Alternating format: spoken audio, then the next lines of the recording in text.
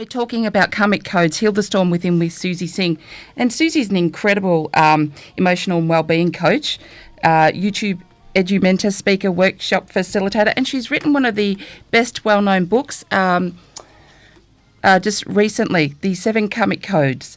The book is a dialogue where your soul wants to have with you. Are you struggling with challenges in your relationships or at work, or does anger, stress, exhaustion, or lack of loneliness afflict you? This is a great book and a great conversation that we had with Suzy in regards to the karmic codes. Well, we're so honoured to actually have someone of your calibre on our show tonight. Let us hear a little bit about you. Tell the audience about your life story and how you navigated to be a hypnotherapist. Well, I guess I was very interested in spirituality from a very, very young and early age. I remember I used to travel with my grandfather to his city as a young child in a bus. And often on the highway, we'd come across these car crashes and accidents. And I think as young as 7 and 8 years old, I started thinking about life, mortality, death, and the impermanence of human life, sadness, grief, all of those very complex subjects at a very young age.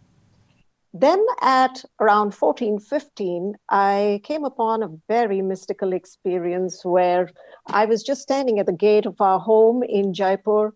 And there was a monk who walked up to me. He took off the bead of rosary that he was wearing around his neck. They were made out of these sacred tulsi beads. And I put them around my neck. And when I looked up, this man had vanished right before my eyes. So I still don't know whether I imagined it or whether it really happened. I remember pinching myself to say, how is this even happening?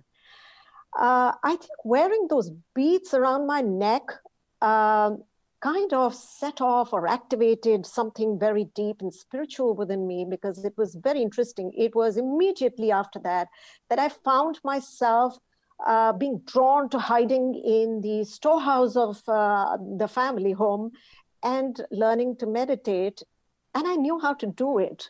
I had never been trained in meditation at that age, but I was able to bring the attention to the third eye, and I just knew how to do this. So it was a kind of mystical awakening for me. Most definitely. And shortly after that, somebody presented my father with a book called The Call of the Great Masters. And it had teachings of all mystics and saints. My father, I don't think, read the book, but I ended up reading it. And it strengthened that activation that happened by wearing that bead around the beads around my neck. And shortly after, I think by the time I was 19, I met my first real teacher in this incarnation, which was Parth Sarthi, who is supposed to be the ultimate on Vedanta, the Gita, the Upanishads. He's a very renowned master the world over. Wow, 19, at 19, wow. Yes. And by the time I was 21, I met Sri Ravi Shankar, and he initiated me deeply on the path of meditation and spirituality. Okay, and then in 1999, darling, you met with a near fatal car crash. Did that change That's right. Or did that help you confirm your path? Well, it's very interesting because usually people have life-altering experiences like this, which turn them away from the material world into spirituality. But the interesting thing was that I had already given up my career a year earlier. And I had Suzy, you did have a great career as, in the materialistic world as a general manager at Lintus Advertising, didn't you? That's right. I mean, it was all the glitz and the glamour and the bling and, selling what I can say is consumerism and materialism to the world. And here I was a year after giving up that very shiny life.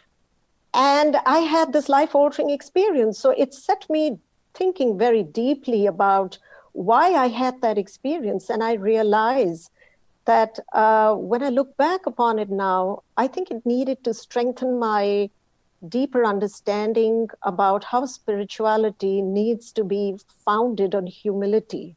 I think at that point in time, there was still some arrogance in me, which got completely, perhaps to a large degree, healed and overcome.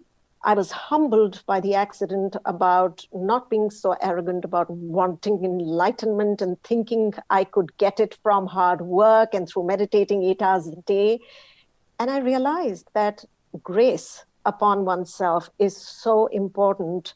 I could not escape my human life. I think in some ways I felt very unfit to belong to this planet of suffering and harshness. And I wanted to escape it by spending many, many hours in meditation.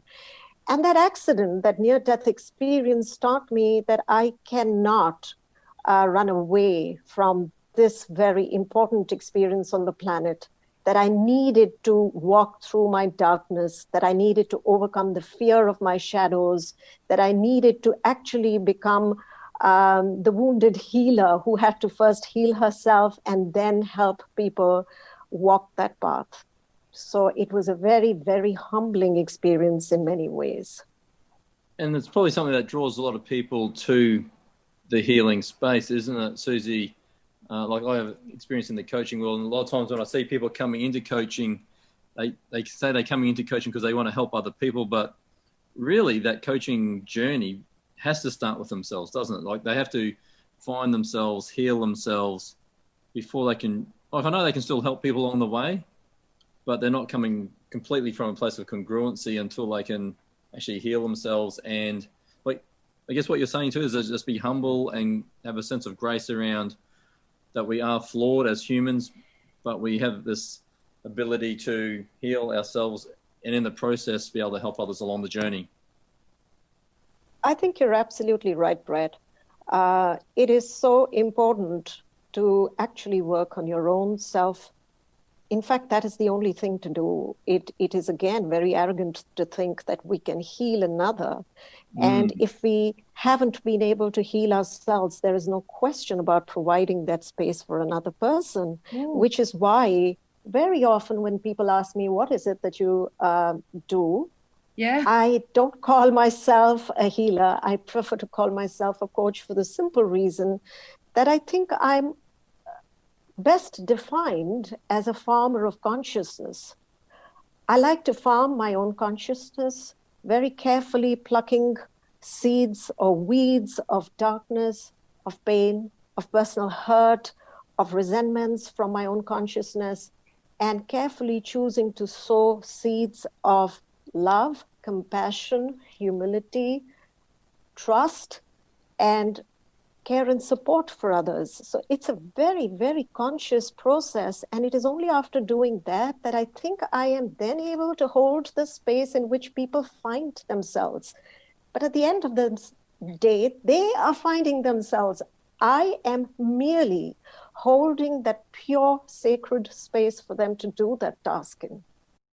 Acknowledging that darkness that we have inside of us is part of who we are, isn't it? And I think most people try to either ignore the dark side and just go, okay, well, I'm just going to be this bundle of light without actually, like you said, tending to that darkness and pulling the weeds, but then sowing the seeds of light. And once we can accept that darkness is actually part of who we are as humans, we can then tend to that garden appropriately, can't we? Yes, it is interesting why we are so worried about being imperfect. I think that should be the starting step, the acceptance of imperfection.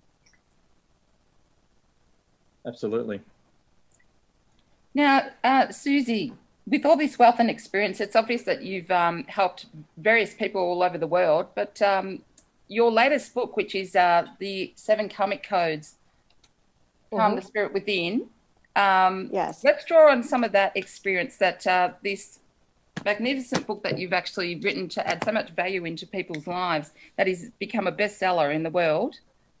Mm-hmm. So, okay, so what actually drew you to writing that? Well, there were several reasons, and I think this book had been gestating in me for several years. The very first experience was when my daughter was 6 years old and we met with that near-fatal car crash. It was interesting, but being the pure soul that she was, she actually saw me leave my body. Wow. And and it was only when she was 17 years old and I was doing a regression session for her that she encountered the whole tale about how she saw me leaving my body and how she thought that the person that I was a walk-in after that, and why she feared me. But she constantly, after that accident, kept asking me the one question, Mama, who is going to look after me when you and Papa pass?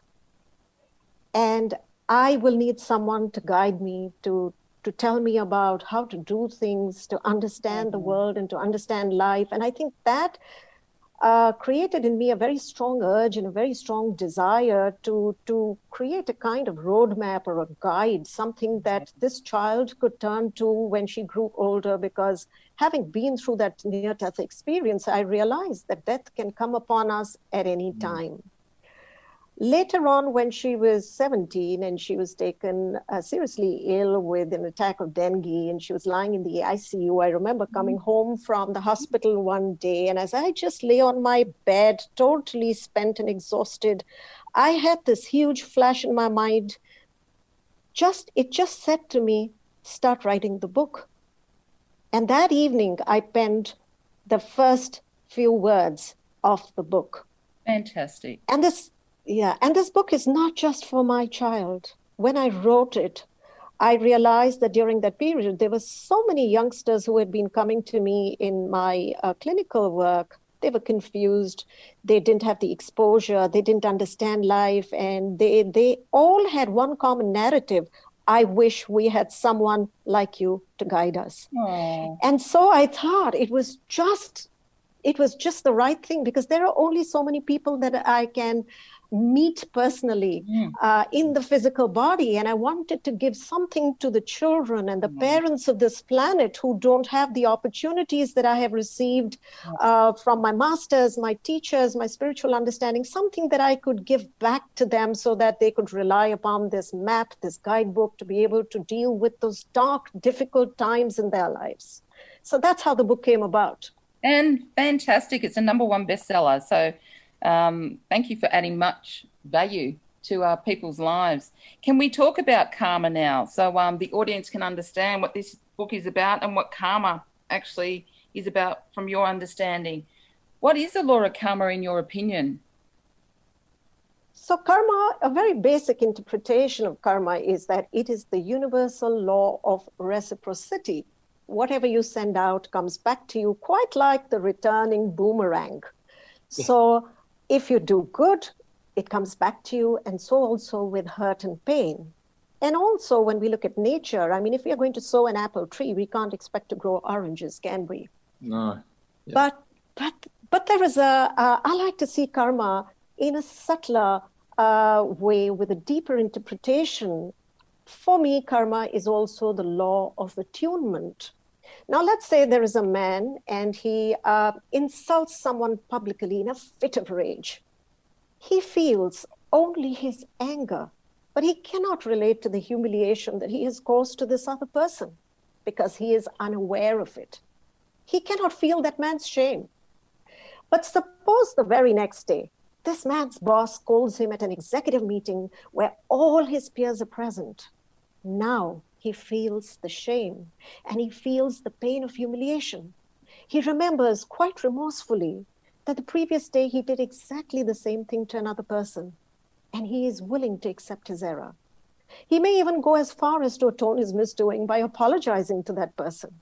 So you see, karma has given him the opportunity to become sensitive to the impact that he has on other people's lives. It has attuned him to the feelings of others. It has increased his capacity for empathy. And to that degree, he is made more human and more compassionate. So for me, karma truly is the law of attunement. So a lot of people believe that karma is a kind of punishment for bad deeds. Do you think this is true? Well, I think this is a common misunderstanding.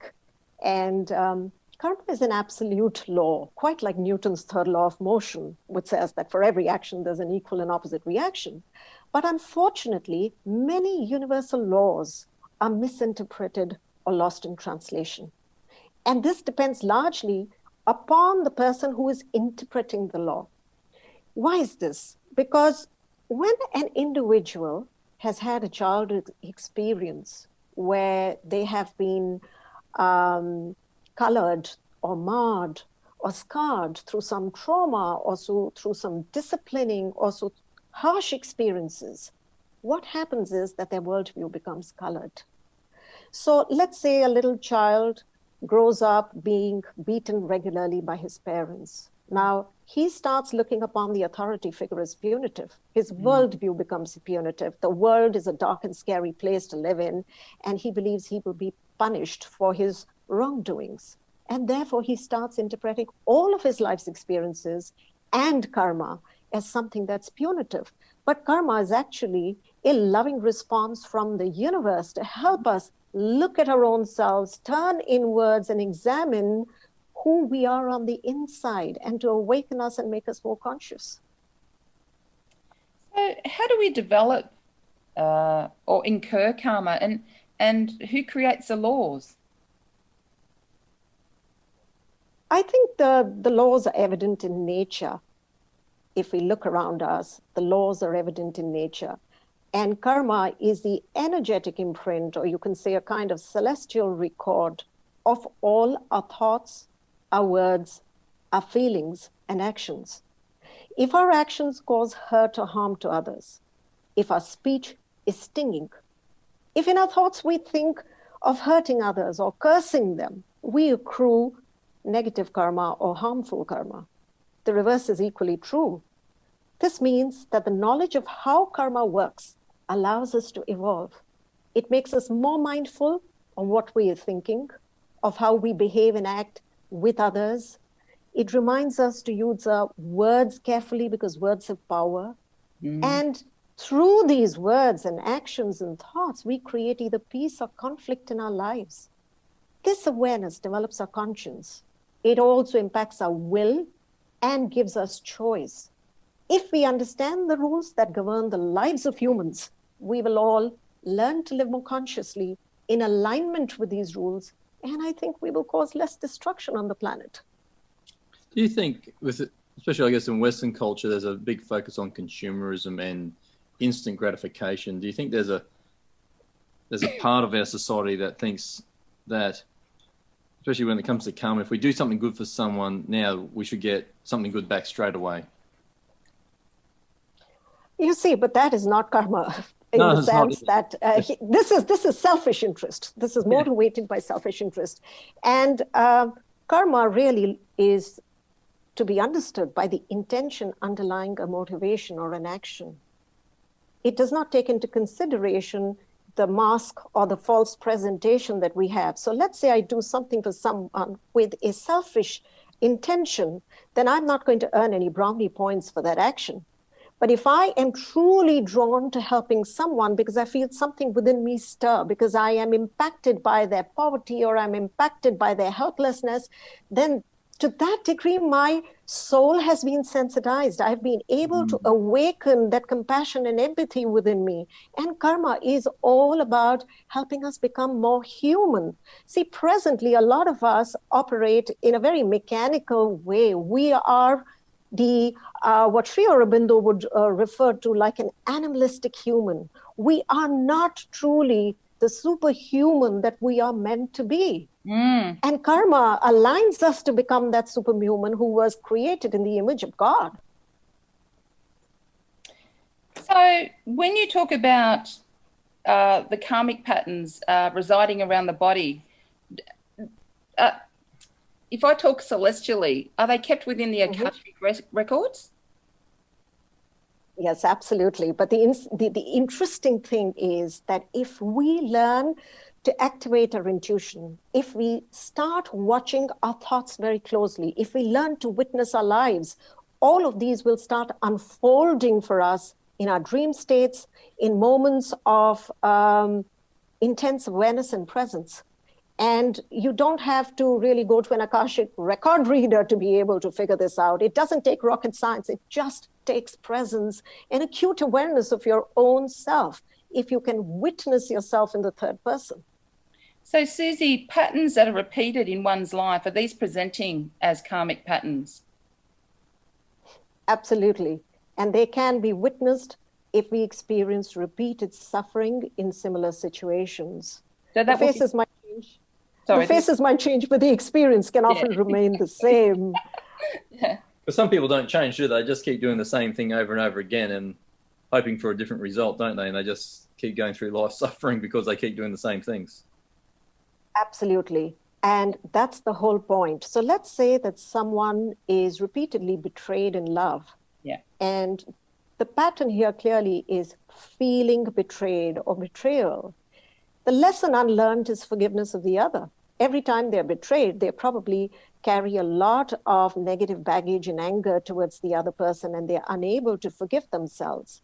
The karmic error that they may have committed in the past is that they may have betrayed someone.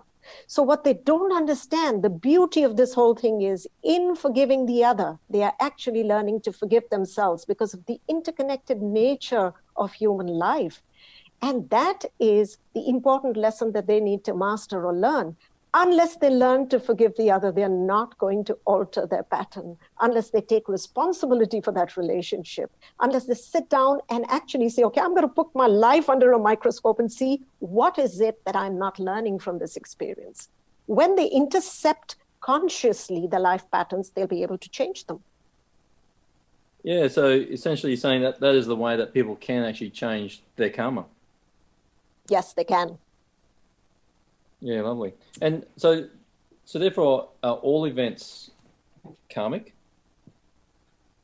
And the effect that Well, I would say that the minute we say that karma is every thought I think, every word I speak, every feeling I have, and every action I perform, I think that defines all of life. But the interesting thing here is that we can say that we are experiencing life through the dance of karma. We love and we hurt. Now, some of it may be linked to past redemptions. Some of it may be linked to lessons people come into our lives because they have soul contracts with us and they're going to be our teachers in this lifetime. Yeah. And there is some kind of new karma, which was not meant to be part of the core plan or the blueprint that we end up creating when we get entangled by making ego-based choices instead of soul-based intuitive choices. And then we are adding to the karmic baggage, so to say. So can a person change their karma or the karma of other people, or all the events that happen to one's life, are they all predetermined? Firstly, I think those are three questions there, Caterina.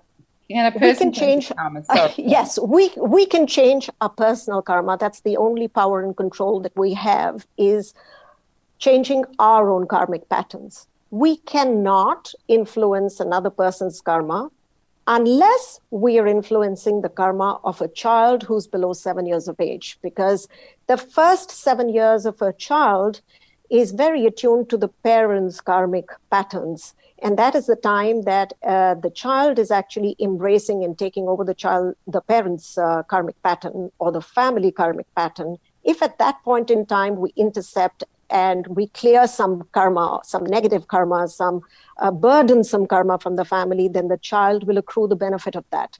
But after 7 years of age, your child will need to go through his own karmic life cycle. And the third thing is that you asked whether we can change our destiny. And yes, we can, because we all come in with what I'd like to call a basic destiny plan, which is based on your tendency, proclivities, your desires, your soul quality, the lessons that you need to learn, etc. But there is also the potential destiny, which gets activated when we choose to grow, evolve, and willfully seek the truth. So, Suzy, I met you on Rayad International, obviously, and so, I mean, we can look into the patterns of the eyes and actually see ancestral karmic patterns too, which is very viable for us. But can karma be predestined by ancestral karma, collective karma, such as that of belonging to a country or belonging to a place that we choose to live in? Yes. In fact, our karma is affected by many, many layers. For example, there is individual karma, and karma operates in ever-increasing circles of influence. Individual karma only impacts our destiny. Then family karma takes into account transgenerational effects, epigenetic imprints. The next level is community karma. It affects the entire community. Example, the effect of what the Nazi Germans inflicted upon, let's say, the mentally impaired or the racially inferior, saying that it was a life unworthy of life. And then there is nation-specific karma. And finally, the collective human karma. So as you can see, there are many, many levels from individual to global. And all of these have a bearing upon us, which country we are born to, which community we are born to, depending on where our karma or our action or our services or our community efforts need to be made. Is it therefore our right or inherent right for us to transition that country karmic condition or that frequency? I think it is our responsibility to recognize that we are born in a particular country for a certain reason, and we must see how we can help transform that vibrational capacity of that country through doing the inner work upon ourselves. When we look at David Hawkins and his study of the levels of consciousness, he very clearly indicated that a person who is able to transcend beyond 500 on the level of consciousness is able to offset the darkness of someone who, say, let's say, at 20 or 30, and not, the ratio is 1:10,000. So one aware person, one person in the love energy is able to offset the negative vibrational challenges of 10,000 other people. So I tell everyone, the vision is one awakened, loving lamp in every household. If I can do just that, we will all be able to transform the planet. Yeah, wow. Well, you talk about that a lot. You only say 3 to 5% is required to tip the balance normally. Yes. Yeah, it doesn't take too Yes. much. Yeah. So they talk about the tipping point of trying to change I guess, a society, and it's around that sort of that space. So would it be fair to say, Suzy, that every encounter that we have with someone or every relationship that we have with another individual is karma playing out, or has a karmic result from that? Well, we can tell if it is just a chance encounter or a karmic encounter. If it is a karmic encounter, there will be a sense of knowing. There will be an instant like or dislike that you will experience. So if you can tune into your feeling state, you'll know it instantly. Yeah, so even if you meet someone, you find that they, I guess there's I won't say repel is the right word, but maybe you just don't get along, you clash, whatever, that's a good sign that there's some sort of karma playing out. Yes, it's an opportunity for redemption. It's an opportunity for clearing karma. Opportunity, so we shouldn't veer from it. No. Yeah, but what do we normally do is we avoid them. We start developing, we come from the ego consciousness and we start developing a negative attitude towards them. And it's so easy to slip into that because it's really takes a lot of practice to be awake in every breath. It does. And what's your recommendation if that happens? What can you recommend to people to come over there? Because I think many people in the audience would have experienced that. Well, and everyone, yeah. You know, we meet someone and go, oh, actually, I don't gel with that person. And we may not know exactly why, but how do they, I guess, tap into that mindfulness to be able to look inside and find out what the lesson is that they need to learn? So I recommend something called emotional hygiene, which is, I believe that just like we need to bathe every day and brush our teeth every day, we need to clear and cleanse our auric bodies of our emotional debris every single day. So before we go to bed every night, if we can just have a quick review of our day and go first to the things that disturbed us, that made us uncomfortable in some way.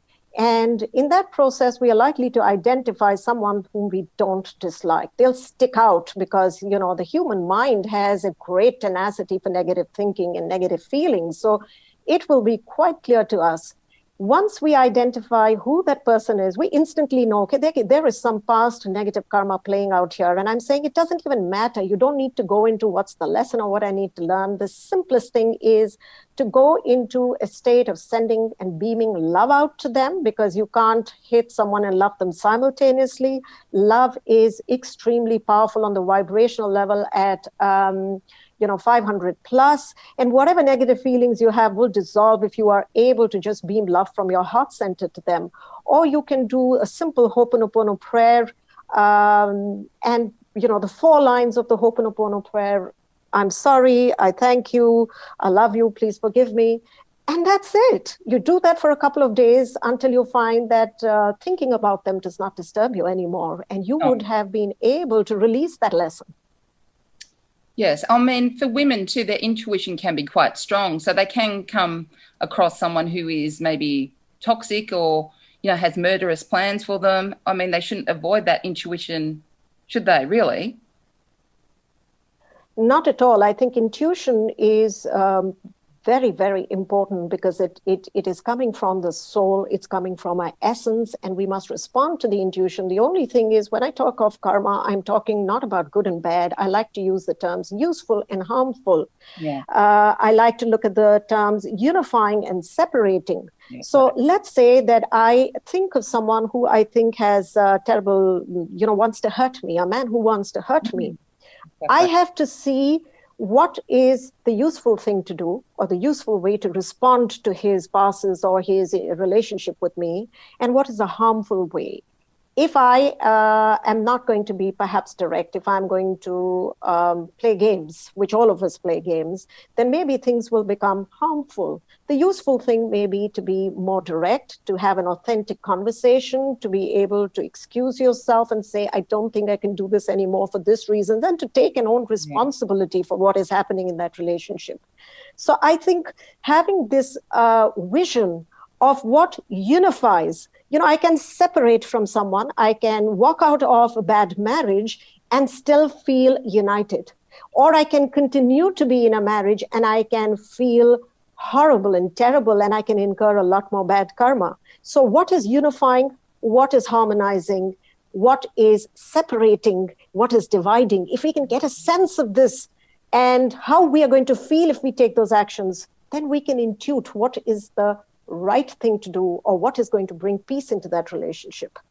Right. And talking about relationships, Suzy, what is the difference between karmic and soul relationships, soulmate relationships? This is a tricky one, because when somebody talks about a soulmate, very often we think that it is purely karmic again, but here is a relationship of love. Here is a relationship where maybe there's unfinished business. Maybe we have not been able to experience the fullness of love, and so we come back in another lifetime to experience that fullness of love. And so it is the flip side of redemption and the experience of love. They're both the same things, because karma is not, it could be harmful karma or useful karma. This was useful karma, but karma that was not actualized to its fullest potential in another life. So how does your soul attract what is most important for it to learn from the karmic aspect? Well, we have soul contracts that are Can you developed. A little bit further? Some people might not know what soul contracts are. Okay, so before the soul descends into the body of a developing fetus in a mother's womb,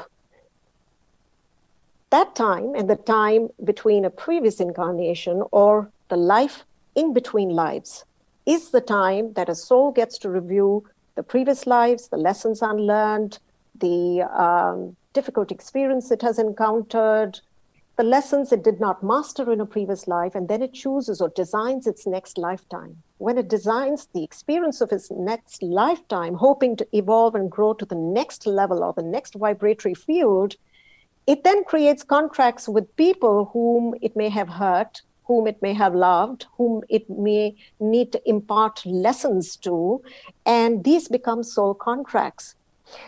Once we get into the soul activated age, and the most ripe age are the 3 7-year cycles from age 28 to 49, at that point, you find that through resonance, you will encounter these people. You will encounter them through the person you fall in love with and you want to marry. They will come to you as your children. They will come to you as your mother-in-law or a sibling or a boss, someone integral to your life that you will get an opportunity to learn, redeem, and grow with. So in your soul groups, Yes. so they become your soul groups? Absolutely. So the soul groups continually return back with each other, reincarnate together? Some soul groups do, until the karma is completely dissolved, because, karma is not necessarily, see, we come in and we don't, because we're not conscious and we live life mechanically, while we redeem some karma, we're also creating a lot more. And therefore, we'll have to return lifetime after lifetime in soul groups because we haven't completed it. It is only when we live very consciously that we may choose that we have dissolved the karma completely. And then perhaps we choose to come with a soul group of highly evolved teachers to be able to come to the planet and help others. But that lifetime is free of karma when you have reached that level of purity. So you talked about age groups just previously prior to this question, and it is said that there is a 5 ratio karmic timing to our lives, like the sequence patterns that return at certain stages in our lives, like between 1 to 7, between 7 to 10, and so forth at certain age groups. So 0 to 7 is the time when the soul is attuning to the parents and the family's karma and setting the context for the present lifetime until the age of 7, when the first milk teeth start falling. And this is the time when the soul will experience and develop all kinds of mental programs, and actually the hardware for the entire life is developed here. So you may be born to a parent who, either you could be an orphan child, or you could be a child who receives a lot of love, or you could be a child who has experienced a lot of dysfunction in the family or domestic violence or whatever. Depending upon the lesson that you need to learn in that lifetime, the context is set. Then from 7 to 14, which is until puberty, there is a acclimatizing, which is a sense of separate self and developing your own sense of self in this lifetime. And we also notice that if there is a very strong karmic pattern that needs to define your lifetime, then at puberty, a lot of children develop diseases, something that is going to impact them quite severely through that life. That comes on around puberty, but only in very extreme cases, and that's rare. 14 to 21 is when karmic resonance develop, and this is when we are attracted to certain people, we are learning, we are grounding ourselves, and certain people may come into our lives. So all those childhood romances where high school sweethearts, etc., all of that, and this is still a very interesting stage. The minute you hit 21, for the next 3 7-year cycles, you're in hell, because you're going to go through karmic redemptions and lessons. So that's hard work. That's really hard work. So that's 21 to 28, 28 to 35, and 35 to 42. We work really hard, and life can seem very tough. This is also a time when we'll go through all of these inner crises about finding ourselves and how to make our lives meaningful in the world, going out and earning, all of those things. And then, raising a family, going into parenting issues, etc. At 42, 49 is when we start coming and recognizing our purpose. This is the age for purpose. 49 to 56, we start contributing to community. Now, interestingly, this is like a U-turn. So it reflects or mirrors what happens 7 to 14. At 7 to 14, we are getting a sense of separation. And the mirror image of that is this age of 56 to 63, which is the time when you are beginning to attune yourself to the collective and the spiritual, and you are uniting now.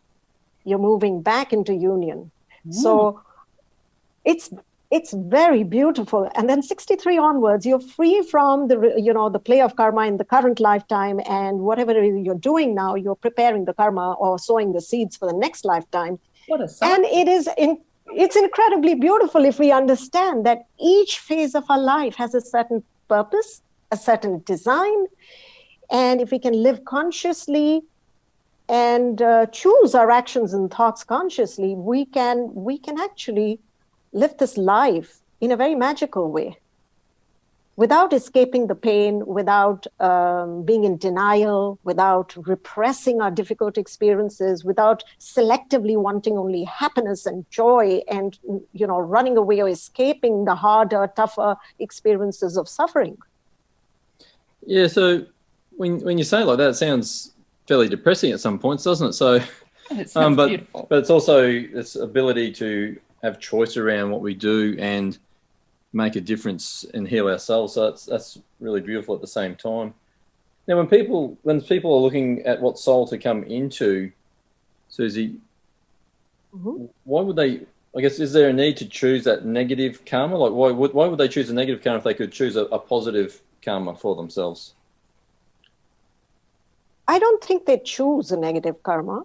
Right, I think that choice is made by us in this lifetime, and the dark choices that we make is because it comes from the ego mind.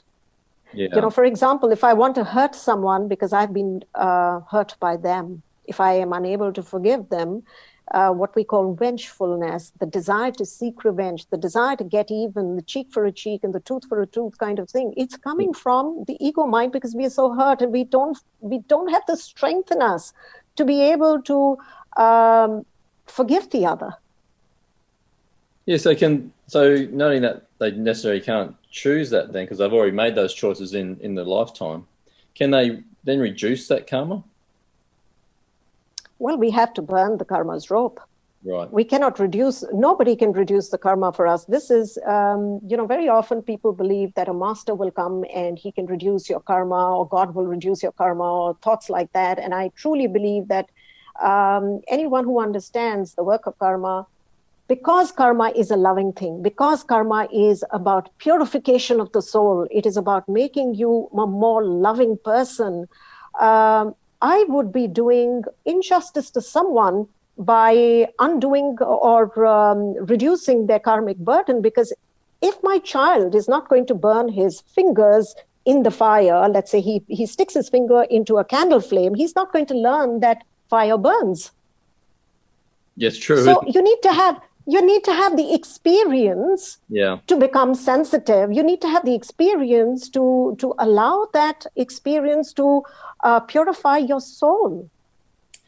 Does a karma model vary between cultures? Does it depend on social norms? Example, between the Western world and the Eastern cultures, according to, what they find ethical or what their values of being good or bad are? Does it vary between those cultures?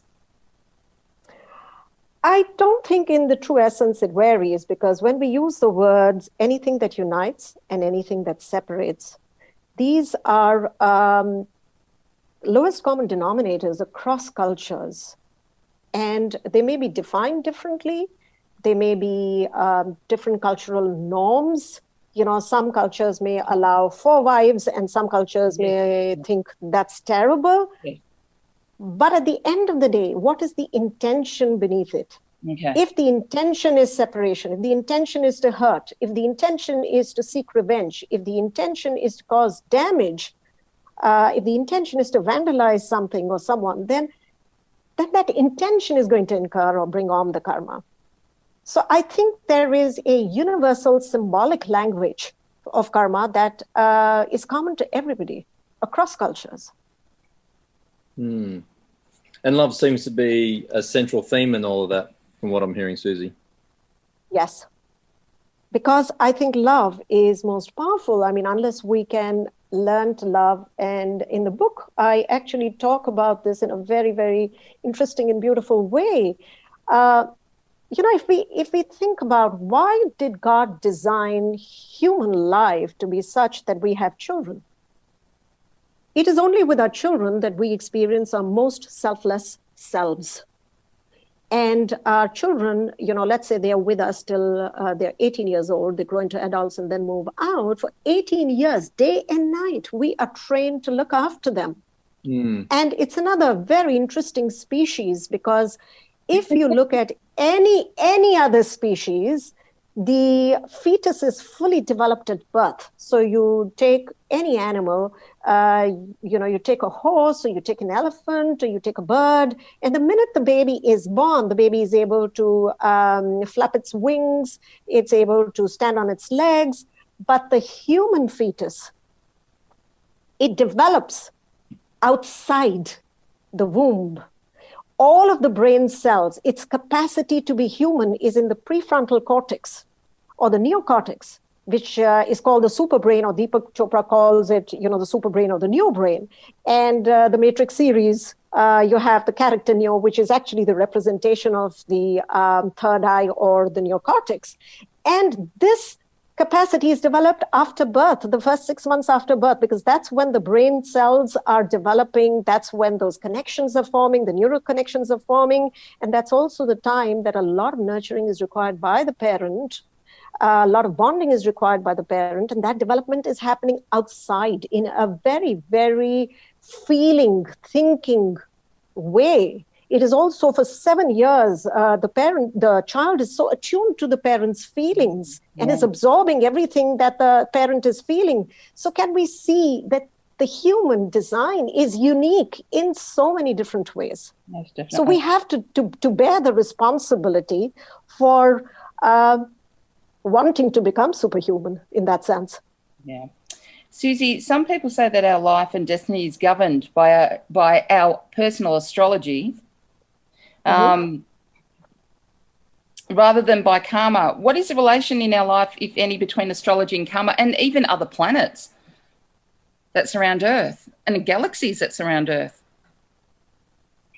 Well, I would think that karma and astrology or planets are synonymous, because the moment of birth determines the karmic pattern on the natal chart. So each particular planet is going to teach you certain things or bring certain influences into your life. And that timing is developed based on the life choices or the life design that the soul has agreed to in this lifetime. So based on what you have agreed to in this lifetime, each planet will enter your life at a certain point in time, bringing you those influences that you require to create those contexts. And we've got a beautiful one coming up, haven't we, in December 21st, Saturn and Jupiter conjunction. Yes, absolutely. Absolutely.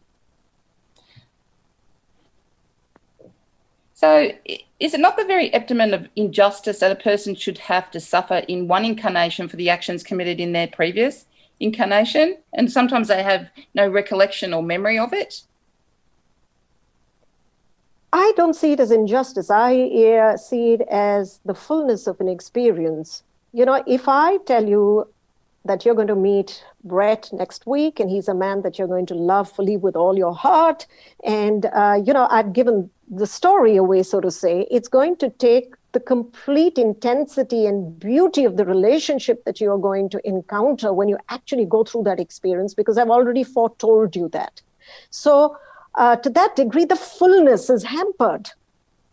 But if I don't tell you anything and you just go through that whole mystical unfolding of the experience, it can be absolutely amazing. There is a fullness to that experience. So I think the memory is hidden only so that we can choose whether we want to respond from the ego mind or whether we want to respond from the soul mind. And to that degree, we get the capacity to develop our will, and we get the capacity to exercise choice. I guess along that, exercising choice, sometimes when we do things and someone may question why we do that, you say, well, it's karma on that other person. That's really us just coming from the ego sense, isn't it? We don't have the right as humans to say that we're the enforcers of karma on other people, can we? We only have the right to judge our own actions. Yeah. We do not have the right to judge anyone else's actions or to say that, oh, they're experiencing their karma. If at all, I like to just think of someone else. Just if they're going through a difficult time, there are times when, I'll be sort of honest here, there are times when I have asked myself if I've seen a friend having a child with who is specially abled, but I have just felt that, oh my God, this soul must be such a unique and, deeply endowed soul to have chosen such a difficult lifetime where he or she has intentionally chosen to take care of this child in this lifetime and learn so much from this child. So I think it's, again, a humbling experience more than anything else. Yeah. What about on the opposite? So are we interfering with karma if we try to relieve a person's suffering? If we try to intervene and help them? Not if we are being motivated by the empathy. If we are motivated by empathy, then we have been moved by our compassion. And to that degree, again, it's our intention, right? Our intention is to serve, to be of use, to be unified with their feeling. But if our motivation comes from arrogance, which is, oh, I can solve your problem, then you're actually getting entangled with somebody else's karma. And to that degree, you're going to add the burden of karma to your own self. Because it came from pride. Yeah, there's pride, isn't it? And from what I'm hearing, Suzy, the intent of our thoughts, intent of our actions is paramount to how we live our life. And that becomes a personal choice and a personal responsibility of how we spend each moment. It does. But Brett, the thing is that most of us, we lie to ourselves so often. We do. We like to, we rationalize. I mean, the ego mind is brilliant. We will rationalize everything, but it takes a lot of, again, unless we cultivate the humility and the vulnerability, we are unable to actually accept that, look, I am not truly doing this for any good. I'm doing this because I have a hidden agenda. So I developed an exercise many years ago for myself to be able to train myself in lessons of humility, which is whenever I encountered something dark within myself, I had to confess it to someone. And I used to actually confess it to my husband. And it used to be really hard to actually say those words out loud to him and say, I dislike this person, or, I had this thought that I hope this person, things don't go well for him. Oh, yeah. And, these are fleeting thoughts we encounter, but how many of us will ever accept or acknowledge them? But every time they happened, I stated them. I took ownership for them, because unless I take ownership, I'm not going to work at refining them. No. So you've got a wealth of wisdom inside yourself, obviously, that you've sat with. Your book is about 7 karmic codes. Can you tell us a little bit about this best-selling book worldwide? Where people can find it. No, let her tell us about the actual book. Okay. What are the codes, and which is your favourite code and why? Okay, so the 7 karma codes are very simply, it's a cycle of waking up, sacrificing your suffering, learning to be happy, settling your karmic dues, building empathy, belonging, and remembering and preparing for death. So if I were to delve a little deeper, I would say the first karma is the karma of waking up, which I call the Suvasana code. And this is the time when we realize that all the suffering we encounter, this is in the hero's journey, all the crises that we have is the most powerful time for us to wake up. That's the first karma, the karma of waking up. The second karma is when we are encountering those difficulties, the karma of surrendering our suffering. A lot of us get involved with our suffering. And when we get involved with the suffering, then we perform all kinds of harmful karma. But how do we use that period of suffering to actually surrender the suffering and milk the lessons or extract the lesson from it? The third karma is the karma of finding and spreading joy through our talents. And this is a Swadharma code, which is how do we align our passions, our purpose, our nature to bring joy to the world through the work that we do, through the careers that we have, and how do we identify which career is most suited to us. The fourth karma is the karma of redemption and learning in relationships. This is an absolute favorite one for a lot many people. It's the Anubhava code. Why are we born to certain families? Why do we have, these siblings? Why did I marry this man? Why do I want to judge someone or blame someone? All of these things. Why did so-and-so hurt me? Etc. All of those things. And how do we build enduring relationships? A lot of times people tell me, we went and read your fourth chapter first, the Anubhava Code or the Karma of Relationships first, because we needed instant relief in their lives. And that's the beauty of the book, that, you can either read it sequentially from 1 to 7 karma, or you can go to any particular one depending on where in your life that book meets you. The fifth karma is the karma of building empathy through generosity. This is the Dana code, and this is where we learn how to start dissolving the karma. Oh. The sixth is the karma of belonging, which is the Sangha code, the company we keep. What happens? How do we engage with that company? Some of those very difficult questions that we've just discussed, and how do we remain conscious? And how do we create neuroplasticity in our brains to make newer choices and overcome our limiting beliefs? And the seventh and the final one is the karma of remembrance, or the Sankalpa code, which is our highest intention or aspiration. And how do we prepare to move back into and embrace mindfully and fearlessly? How do we embrace death? That's the seventh one.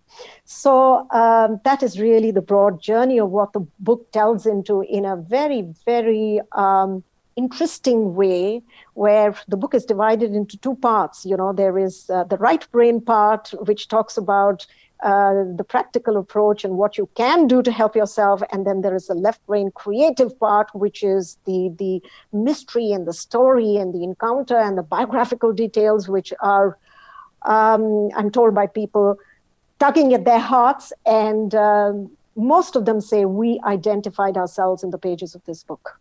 Well, Suzy, you're inspirational. You really are. I mean, no wonder why it's a bestseller. I mean, you've got this book that is a navigation map for people's lives, no matter what age they are. That's right. That's right. It's for parents. It's for children. It was, I remember when I wrote it, I actually had, my son was 13 years old at that point in time, and I would get him to read little pieces to see if someone his age could comprehend it completely, and he could. It's layered like a Disney film. So every time you go back and read it, you will discover something new. It'll awaken a new insight in you. So, Suzy, do you have a favorite code? Yes, I think it's hard to say that there's a favorite code, but if I were to pick a central one, the most relevant one, something that impacts our life every day, it would be the fourth code, the one on relationships, redemption and learning there. Yeah. Because all karma eventually unfolds in relationships, both its creation and its dissolution. Yeah. This code explains why we are born to certain parents and the family context. Very often I have people saying, why did this happen to me? And a lot of that why gets answered there. Yeah. Well, why certain people will enter and exit our lives, why we will encounter our friends and foe. It addresses why we constantly need to renew our relationships, just like the body, the physical body renews itself. It explains what love is and what love is not, why we face relational challenges and how to overcome them. And it also throws light on what you referred to, Caterina, a little while ago, on the intergenerational trauma and how we can resolve this emotional baggage and karma. Fantastic. So, Suzy, where can people find this amazing book? It's available on Amazon in Australia, both the paperback and the ebook. Now, if people want to have a session with you, Suzy, where can they find you at? They can reach me on my email ID, which is very simply suzyhealsme@gmail.com.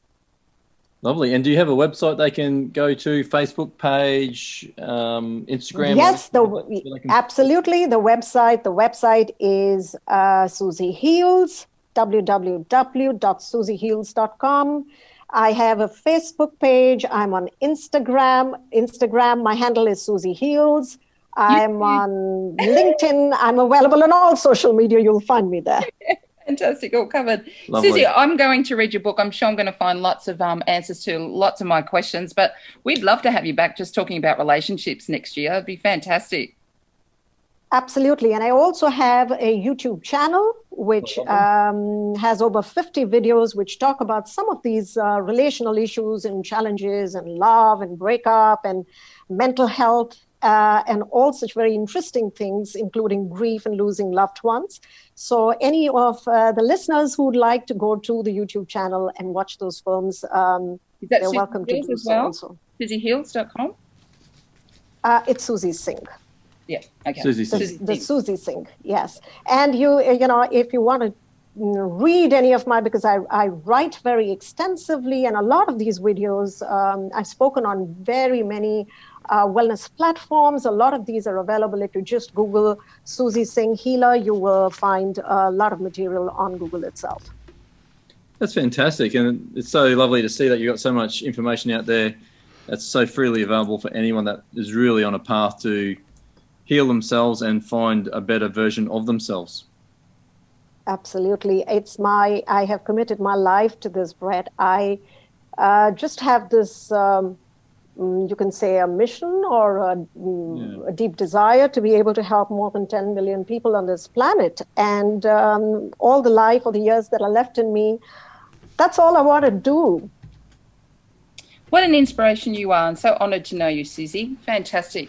We're going to have to wrap up the show. Unfortunately, that's gone quickly. So quickly. I'd love to ask them. Much knowledge and wisdom that you impart. Just unbelievable. Thank you so much.